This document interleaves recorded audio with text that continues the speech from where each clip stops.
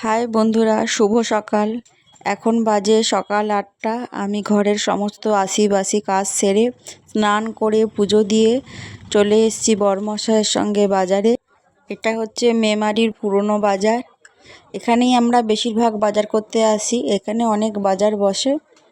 আমাদের বরমশাই অত গুছিয়ে বাজার করতে পারে না, ওর জন্যই আমাকে বলে তুমি চলো, দেখে শুনে নিজে গুছিয়ে নিয়ে নেবে। ওর জন্যই ওর সঙ্গে আমাকে আসতে হয়, যে নিজের পছন্দ মতো নিজে 5টা দেখে বাজার করে নিই। এখন চলে এসেছি মাছ বাজারে, মাছ নেব।